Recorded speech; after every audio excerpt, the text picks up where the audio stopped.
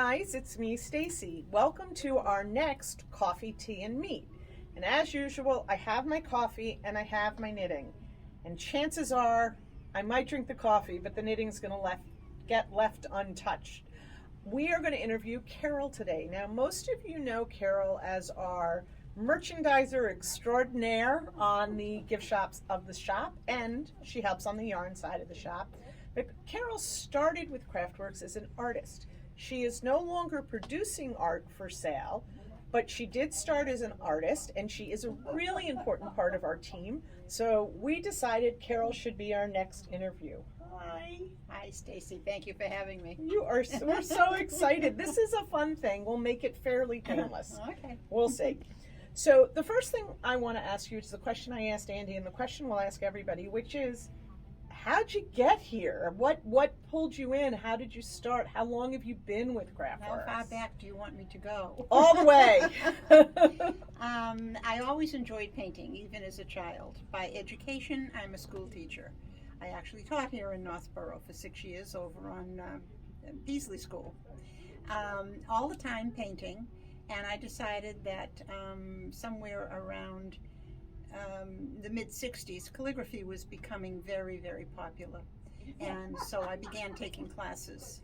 And simultaneously, I was in the process after 6 years of getting married and then had children and decided to stay home with my children, and so took more classes and developed the art of calligraphy. It's not a talent, it's a learned discipline, but you have to love it. And like anything that any device, piano or dancing or whatever, you have to put hours into it. And I married it with watercolor work, which I've always enjoyed. Somewhere along the line, I began to think about doing a craft show, which I did over in Westboro at the Westboro Y. And I had a few things on my table, and these two women came and approached me and asked me if I wanted to join a co-op in Northboro. And I said, no way. Oh, no. I can't put my work in a store and sell it. No. And they kept after me, and at the end of the show, I went over and I said, tell me more. And that began my association with Craftworks.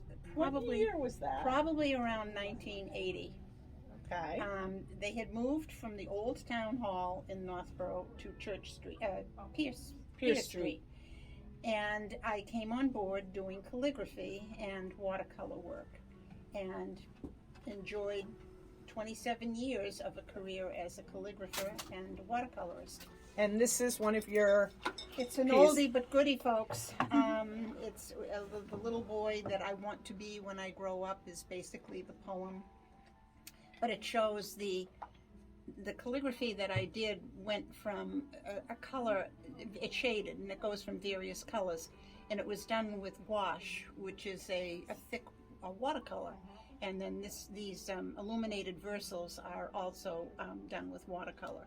But it's a design that I developed, and that's the product. And everything that I did, my husband made the frames and cut the mats, and on we went to do craft shows and various stores in the area, but never leaving Craftworks. This is my home.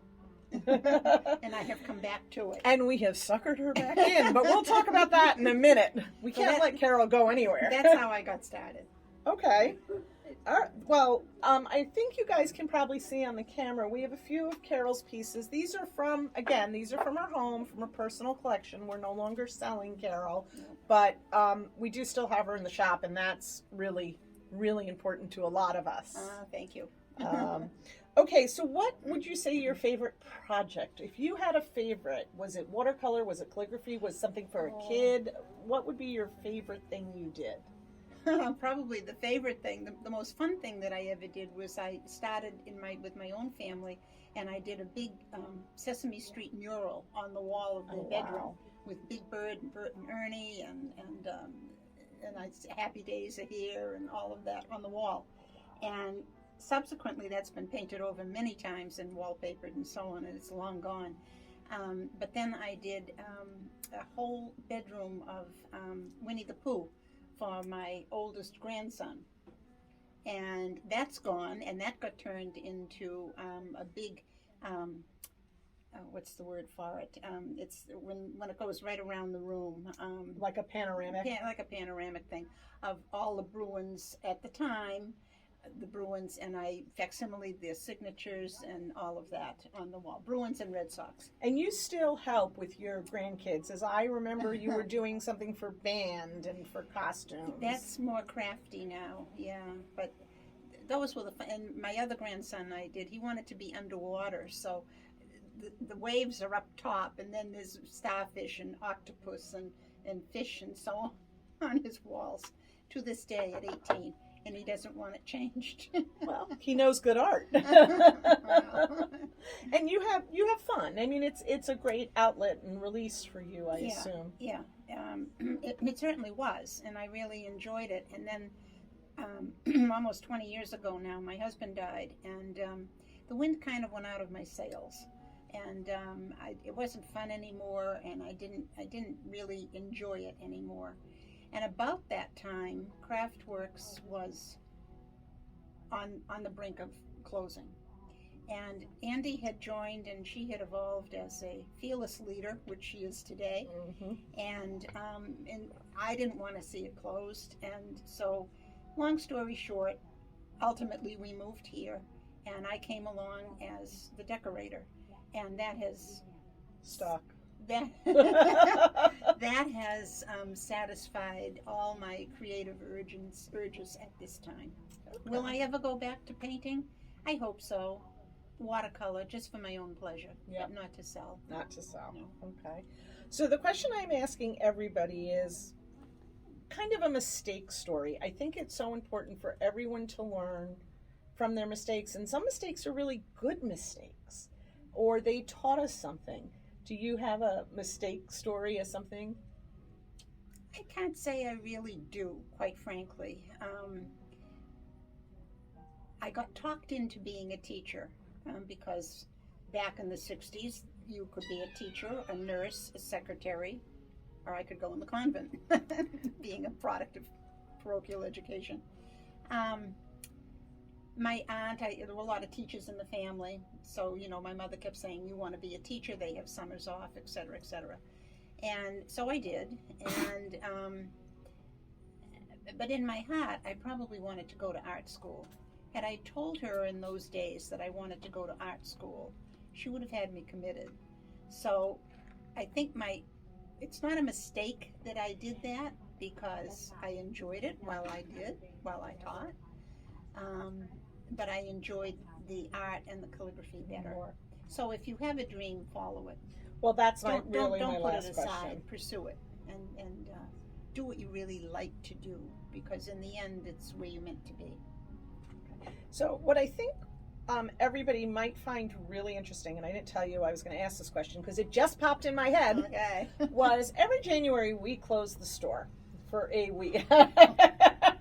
Yes, we do. We close for a week, and you come in here and you work more than any person on the planet and totally rearrange the store.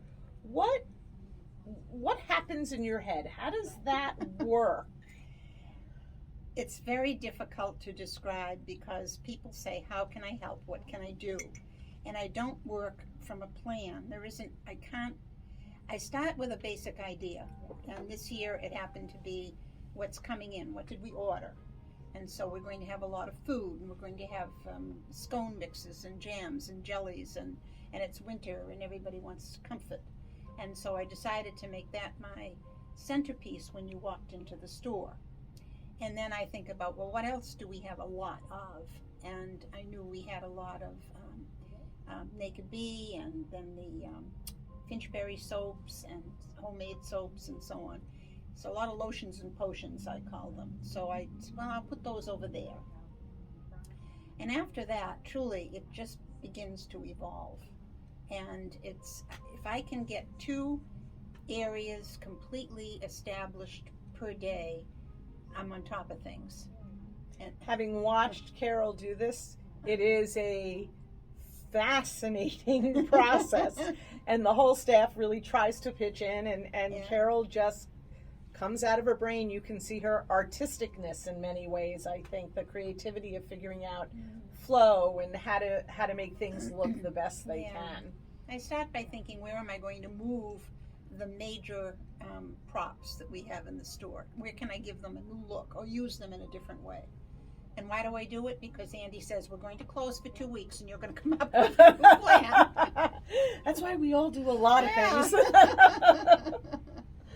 All right, well, guys, I hope you enjoyed getting to know Carol a little better. She's in the store a lot, not just doing what we call merchandising now, but she's also become part of our kind of working team and helping us with receiving and keeping on top of our crafters and keeping on top of our inventory. Next up, well, you'll have to tune in to see. I'm not sure who's next, but as always, happy knitting!